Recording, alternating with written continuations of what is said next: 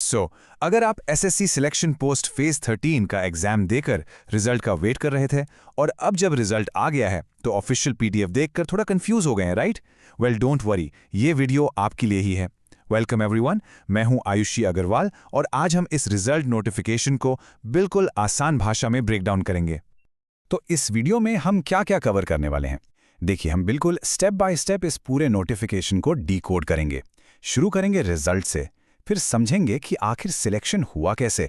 इसके बाद हम देखेंगे कि आपको अपनी कट ऑफ आखिर चेक कैसे करनी है, और हाँ, सबसे इंपॉर्टेंट कि सिलेक्शन के बाद आपका नेक्स्ट स्टेप क्या होने वाला है। तो चलिए शुरू करते हैं। Alright, so the big news is here. SSC ने फाइनली फेज 13 2025 के जो हायर सेकेंडरी लेवल पोस्ट थे उनका रिजल्ट डिक्लेयर कर दिया है। अब ये जो ऑफिशियल नोटिस है, चलिए इसको आसान भाषा में समझते हैं ताकि कोई कंफ्यूजन ना रहे। Just to give you a little perspective, इस एग्जाम के लिए पता है 7 लाख से भी ज्यादा एप्लीकेशंस आई थी और उनमें से सिर्फ और सिर्फ 14,768 कैंडिडेट्स को ही अगले स्टेज के लिए यानी कि डॉक्यूमेंट स्क्रूटनी के लिए शॉर्टलिस्ट किया गया है।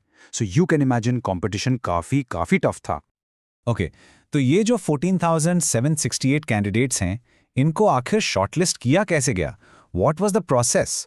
देखिए, कट ऑफ चेक करने से पहले ना ये समझना बहुत ज़रूरी है कि सिलेक्शन प्रोसेस काम कैसे करता है। इससे आपका रिजल्ट और भी क्लियर हो जाएगा। एक सवाल जो हमेशा हर स्टूडेंट के मन में रहता है कि जब एग्जाम इतनी सारी अलग अलग शिफ्ट्स में होता है तो स्कोर्स को फेयरली कंपेयर कैसे करते हैं? वेल, इसका जवाब है एक सिंपल सा वर्ड, नॉर्मलाइजेशन। सोच के देखिए, हर शिफ्ट का डिफिकल्टी लेवल थोड़ा ऊपर नीचे होता है, राइट? तो नॉर्मलाइजेशन एक ऐसा प्रोसेस है जो सभी के मार्क्स को एक कॉमन स्केल पर ले आता है। Basically it levels the playing field. तो याद रखिएगा, आपका जो फाइनल स्कोर है वो आपके रॉ मार्क्स नहीं बल्कि इन्हीं नॉर्मलाइज्ड मार्क्स पर बेस्ड है। नाउ इस टेबल को बहुत ध्यान से देखिए और एक चीज क्लियर कर दूं, ये कट ऑफ नहीं है, ये है मिनिमम क्वालिफाइंग मार्क्स। इसका मतलब क्या है? सिंपल, शॉर्टलिस्ट होने की रेस में एंटर करने के लिए भी आपको इतने मिनिमम मार्क्स तो लाने ही पड़ेंगे। अगर आपके मार्क्स इससे कम हैं तो आप कट ऑफ की लिस्ट से ऑटोमेटिकली बाहर हो जाते हैं। डजंट मैटर कि उस पोस्ट की कट ऑफ कितनी भी नीचे क्यों ना चली जाए। This is the first gate you have to cross. Okay, so अब जब हमें सिलेक्शन का बेसिक प्रोसेस समझ आ गया है तो चलिए अब आते हैं उस पार्ट पर जिसका आप सब वेट कर रहे हैं, अपनी कट ऑफ कैसे चेक करनी है। इसके लिए हमें देखना होगा ऑफिशियल पीडीएफ का एनेक्सचर 1।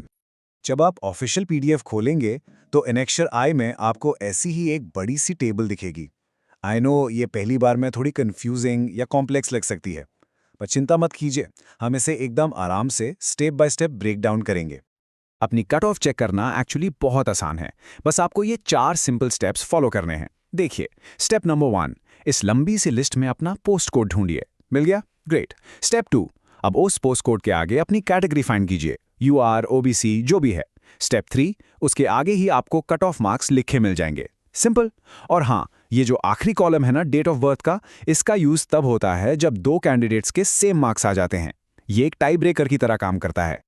आप लोगों से एक छोटा सा सवाल है, आपने कौन से पोस्ट कोड के लिए अप्लाई किया था? मुझे नीचे कमेंट्स में ज़रूर बताइए। पता है, इससे बाकी एस्पिरेंट्स को भी एक आइडिया मिलता है कि किस पोस्ट के लिए कितना कंपटीशन है।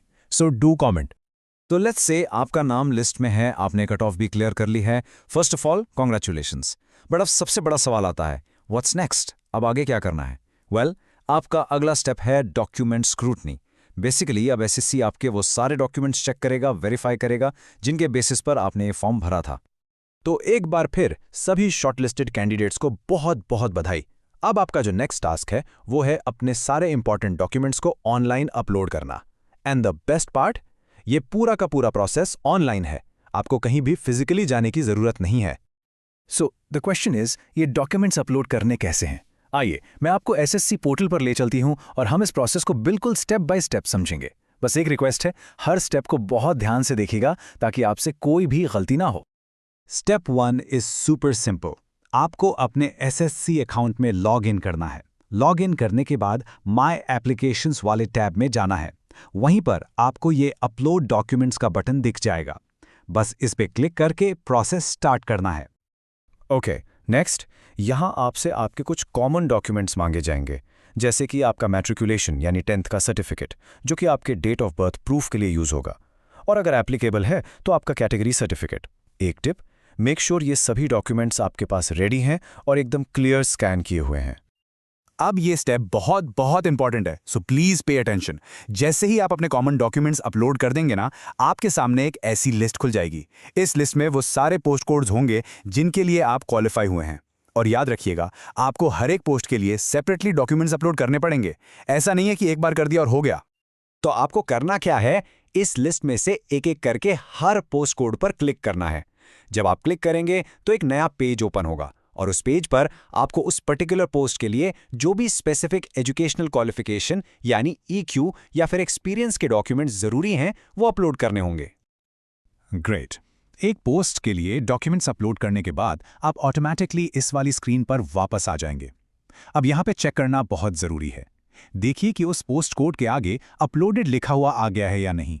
अगर आ गया मतलब काम हो गया। अब बस यही सेम प्रोसेस आपको अपने बाकी सभी क्वालिफाइड पोस्ट्स के लिए रिपीट करना है, 1 by 1। ओके, प्रोसेस तो हमने पूरा समझ लिया, लेकिन अब आते हैं इस वीडियो के सबसे क्रिटिकल पार्ट पर, डेडलाइंस और कुछ इंपॉर्टेंट वार्निंग्स। प्लीज इस सेक्शन को बिल्कुल भी स्किप मत करना। एक छोटी सी गलती आपके पूरे सिलेक्शन पर पानी फेर सकती है।